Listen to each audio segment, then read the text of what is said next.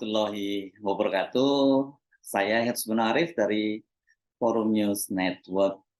Putra sulung dari Presiden Jokowi yang kini menjadi Wali Kota Solo, Gibran Rakabuming Raka, tampaknya tengah jadi rebutan ini antara Ganjar Pranowo dan Prabowo Subianto.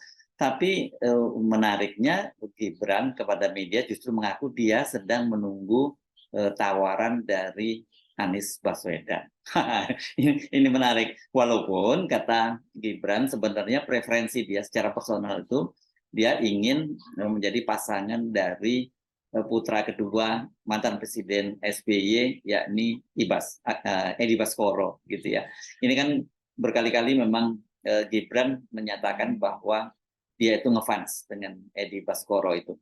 Tapi apakah menurut Anda ini serius atau bercanda? Ya saya yakin ini memang Gibran sedang bercanda.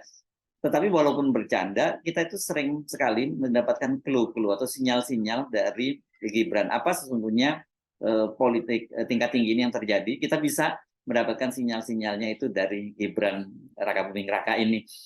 Kita tahu bahwa sekarang ini isu yang paling santer itu adalah Gibran itu akan menjadi pasangan Prabowo Subianto pada Pilpres 2024 nanti apabila nantinya itu Mahkamah Konstitusi mengabulkan gugatan judicial review batas usia calon presiden dan calon wakil presiden dalam Undang-Undang Pemilu dari usia 40 tahun menjadi 35 tahun. Dan judicial review ini seperti kita ketahui diajukan oleh Partai Solidaritas Indonesia, kemudian Partai Garuda, dan juga dua orang kepala daerah dari kader Partai Gerindra. Jadi dari siapa saja yang mengajukan gugatan judicial review-nya sebenarnya kita tahu bahwa ya ini mainannya orang dekatnya Pak Jokowi dan juga orang dekatnya Pak Prabowo kan, dan nggak salah kalau kemudian banyak yang menafsirkan ini sebenarnya targetnya untuk jadi jadi pembuka pintu agar Gibran Rakabuming Raka itu bisa menjadi calon wakil presiden berpasangan dengan Pak Prabowo Subianto, karena pada tanggal 1 Oktober nanti itu usia dari Gibran itu tepat 35 tahun. Jadi begitu judicial review itu dikabulkan, maka kemungkinan besar Gibran Rakabuming Raka ini akan menjadi calon wakil presiden dari Prabowo Subianto. Dan tanda-tandanya sudah banyak sekali, karena seringkali juga selain tadi itu kalau PSI tadi itu jelas orientasinya itu Gibran, nggak mungkin kalau PSI itu mencalonkan sendiri kadernya, karena seperti kita ketahui apalagi kan PSI ini juga partai yang selalu menyebut bahwa tegak lurus terhadap pilihan politik Presiden Jokowi.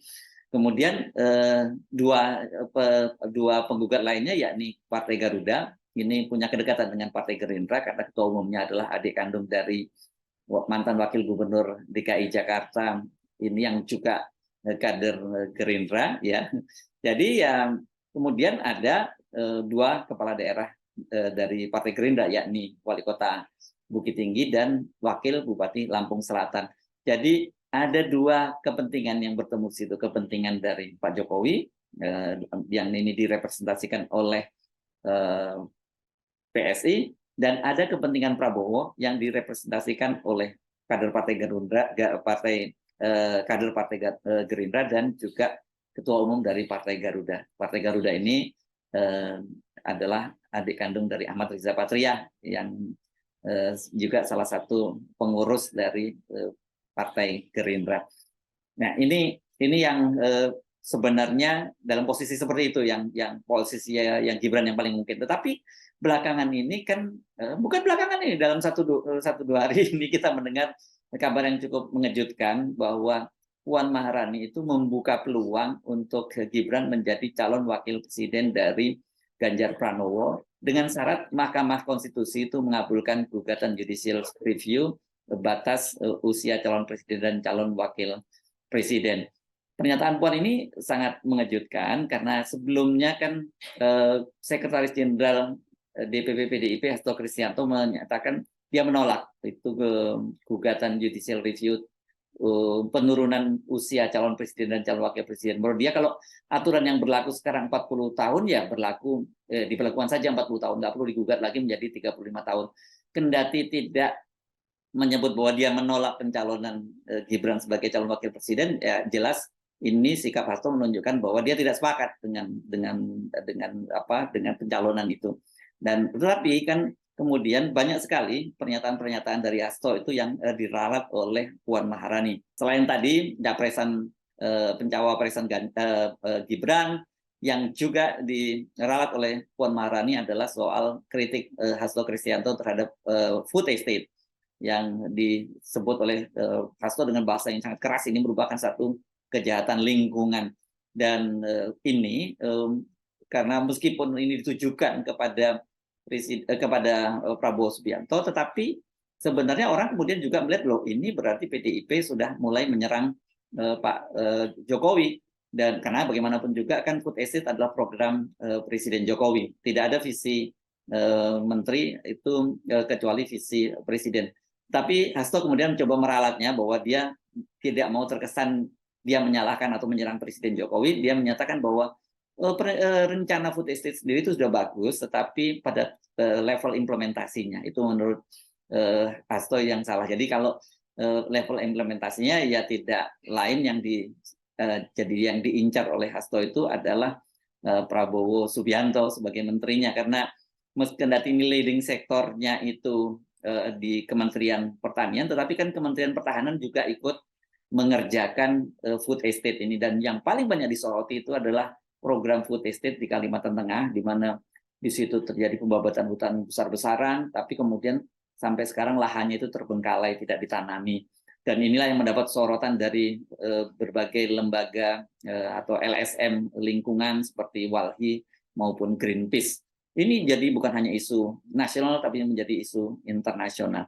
Nah, kalau sekarang kemudian tiba-tiba Gibran menyatakan bahwa ya dia tunggu dulu lamaran dari Anies, saya kira ini dia hanya sekedar bercanda saja, karena sesungguhnya sekarang ini Gibran menjadi rebutan itu antara PDIP dan Gerindra.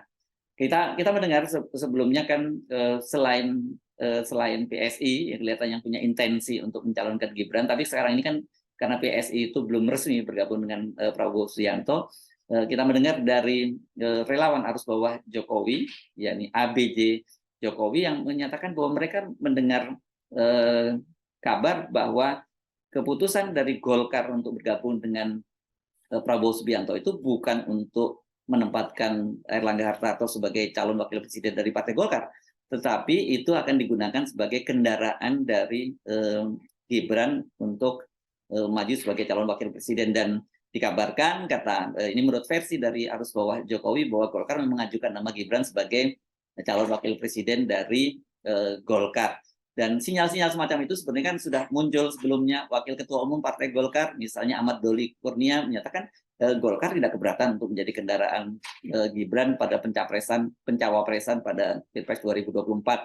Dan ketika Pak Erlangga Hartarto ditanya oleh wartawan apakah betul Golkar akan mengajukan Gibran sebagai calon wakil presidennya, pada waktu itu Pak Erlangga Hartarto menyatakan menunggu keputusan dari Mahkamah Konstitusi. Dan ketika kemudian ditanya lagi oleh wartawan beberapa hari kemudian, pernyataannya mengambang. Jadi tidak ada jawaban yang pasti, dan ini kemudian makin memperkuat rumor bahwa benar keputusan dari Erlangga Hartarto kemudian bergabung dengan Prabowo Subianto itu bukan karena Erlangga mengincar posisi dia sebagai calon wakil presiden, tetapi dia justru akan Golkar akan digunakan oleh Gibran untuk pencawapresan itu, dan itu tinggal menunggu keputusan dari Mahkamah Konstitusi. Jadi petanya kelihatannya seperti itu. Jadi sekarang yang berebut posisi menjadi calon wakil presiden di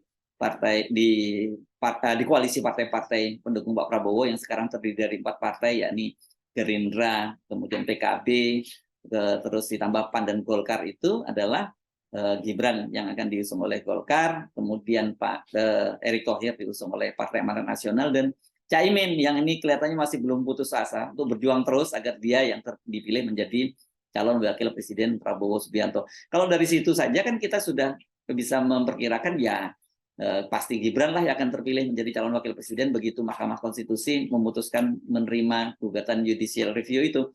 Nah, tiba-tiba saja dalam setengah situasi semacam itu kemudian muncul pernyataan dari Puan Maharani yang menyatakan terbuka peluang bagi Gibran untuk menjadi calon wakil presiden dari Ganjar Pranowo dengan syarat Mahkamah Konstitusi itu mengabulkan gugatan judicial review batas usia calon presiden dan calon wakil presiden. Ini perkembangan yang menurut saya sungguh luar biasa.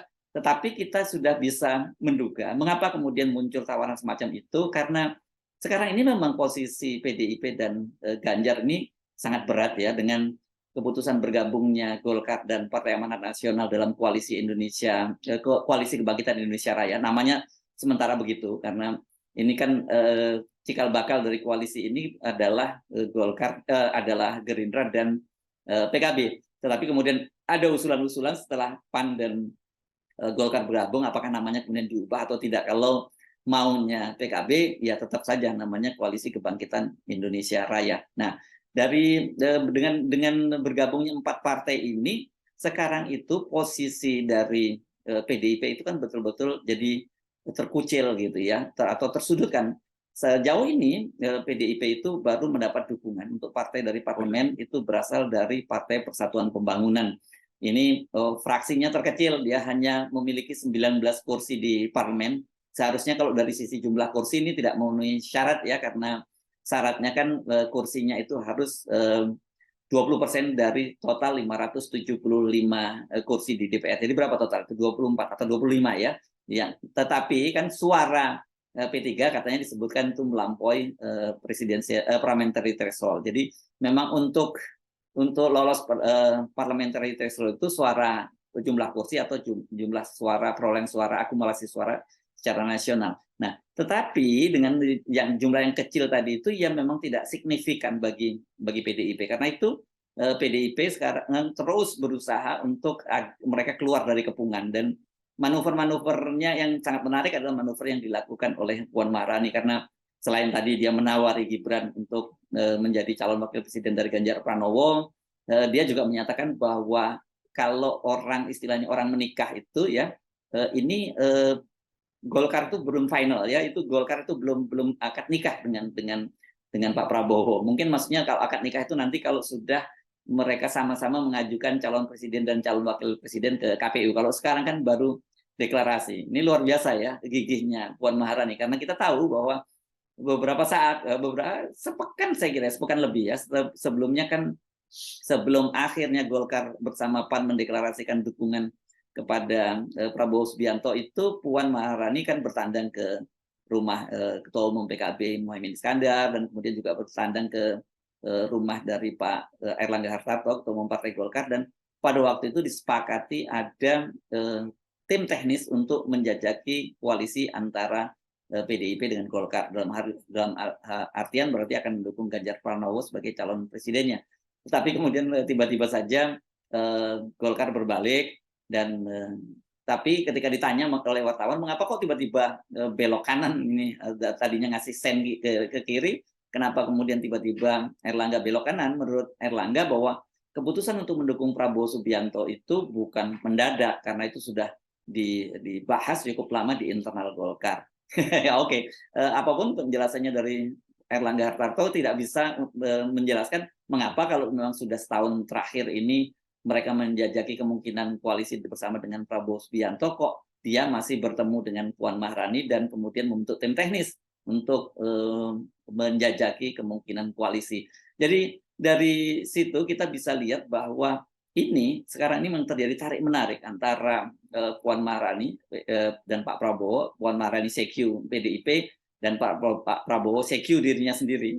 Kalau Pak Prabowo kan begitu ya, karena Prabowo ini kan dia Ketua Umum Partai Gerindra dan sekaligus menjadi kandidat calon presiden. Ini tarik menarik posisi dari Pak Jokowi. Dan Pak Jokowi tentu saja ini nggak main-main kalau tawarannya kemudian Gibran itu menjadi calon wakil presidennya dari Ganjar. Ini kan bagaimanapun ini adalah PDIP itu kan cinta lama dari Pak Jokowi. Pak Jokowi ini dibesarkan oleh PDIP. Kendati sebenarnya dia bukan kader asli dari PDIP, kan dia ini tadinya seorang pengusaha, yang kemudian dicalonkan oleh PDIP menjadi wali kota di Solo gitu.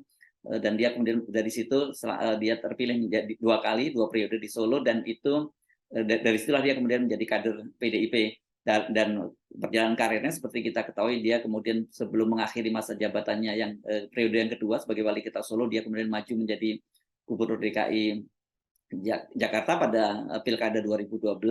Dan lagi-lagi Jokowi tidak menyelesaikan masa jabatannya sebagai gubernur itu karena pada tahun 2014 kemudian maju sebagai calon presiden dan sekarang terpilih sampai yang kedua kali. Jadi bagaimanapun juga perjalanan Pak Jokowi bersama PDIP itu cukup panjang, dan oleh Ibu Megawati itu dia dianggap disebut sebagai petugas partai.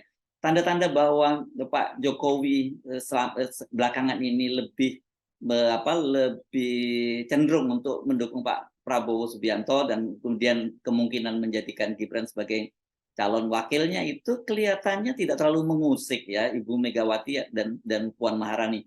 Tidak terlalu mengusik, atau coba mereka menahan diri karena ya peluang terbesar bagi PDIP kalau ingin hat-trick gitu ya, menang pemilu legislatif dan juga menang pilpres itu ya harus bersama dengan Pak Jokowi. Ini kan ini kelihatannya pilihan-pilihan semacam itu yang membuat mereka menahan diri, tidak mengambil tindakan keras terhadap keluarga Pak Jokowi, kendati tanda-tandanya itu sangat kelihatan kalau Pak Jokowi maupun putra-putrinya itu, putra-putranya deh, saya kira putrinya, karena putrinya kan tidak terlampau aktif di dunia politik, yakni terutama Kaisang dan Gibran, itu kecenderungannya lebih pada Pak Prabowo. Misalnya Gibran itu kan sangat akrab dengan setiap kali Pak Prabowo berkunjung ke Solo, dia selalu mengawal, bahkan dia mempertemukannya dengan para relawannya Pak Jokowi dan relawan Gibran yang kemudian berakhir dukungan pada Pak Prabowo. Dan kita ingat ketika itu kemudian Gibran dipanggil oleh Sekjen DPP PDIP Hasto Kristianto dan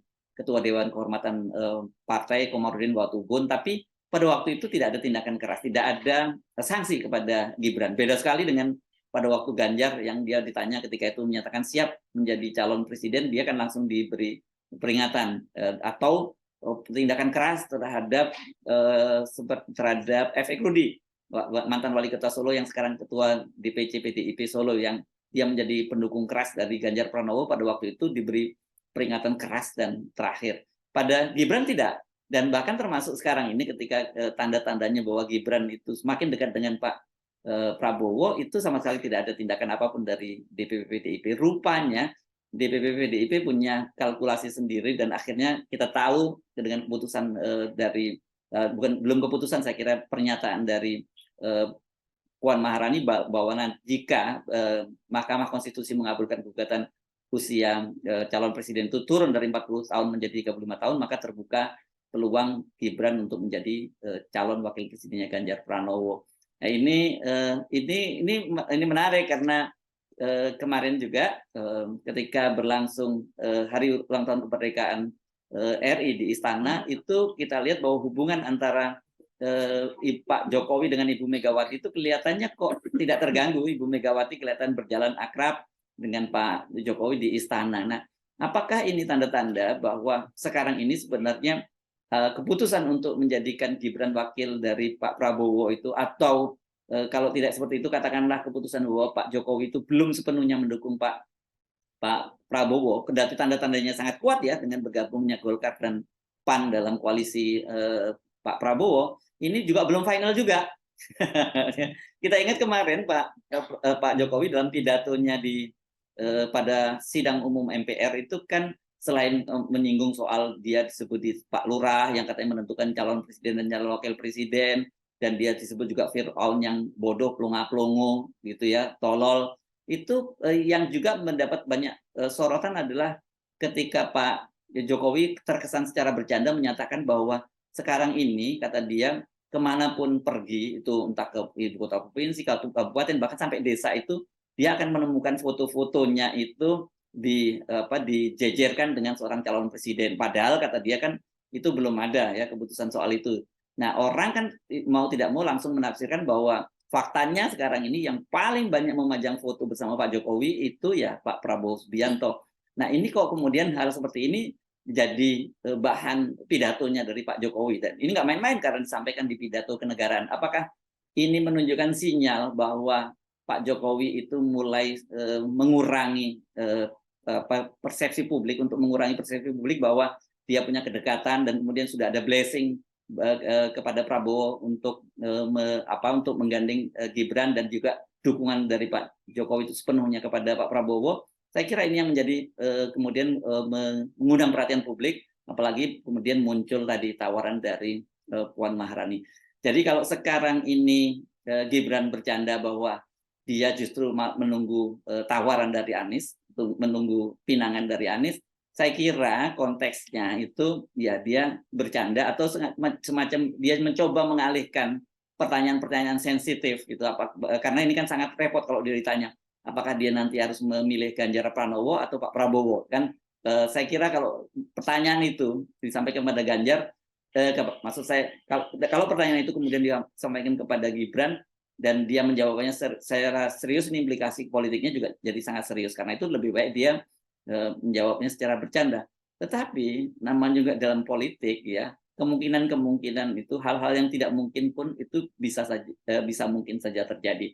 Jadi kalau kita melihat sekarang ini situasinya, meskipun banyak orang sudah menduga perkubuannya sudah semakin jelas, yakni Pak Prabowo bersama dengan koalisi gemuknya, ada 4 partai pengusung, 4 partai di parlemen ya, itu sekarang ini sudah mendapat dukungan Pak Jokowi, sementara PDIP itu sudah ditinggalkan oleh Pak Jokowi. Saya kira ini tiba-tiba saja dengan pernyataan dari Pak Jokowi maupun pernyataan dari Puan tadi, itu situasinya menjadi cair. Setidaknya dari PDIP itu belum menutup pintu sepenuhnya bagi Pak Jokowi. Jadi sekarang bolanya saya kira tinggal di Pak Jokowi, apakah kemudian mau memanfaatkan panggilan dari PDIP ini untuk kembali ke kandang banteng, atau sudah sampai pada keputusan final bahwa dia tidak akan kembali ke kandang banteng karena posisi dia di kandang banteng itu hanya seorang petugas partai, sementara kalau di kandangnya Pak Prabowo, di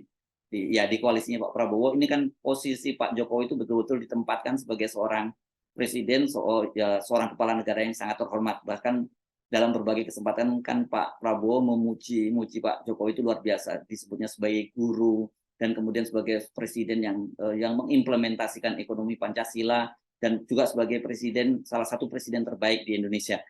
Bayangkan di mana kalau Anda dalam posisi macam itu, posisi Pak Jokowi maksud saya ya, di satu sisi dia disebut cuma sebagai petugas partai, tapi di satu sisi dia disebut sebagai seorang presiden yang paling sukses, salah satu yang sukses di sepanjang sejarah Indonesia. Saya Hersbun Arif dari Forum News Network. Sampai jumpa lagi. Wassalamualaikum warahmatullahi wabarakatuh.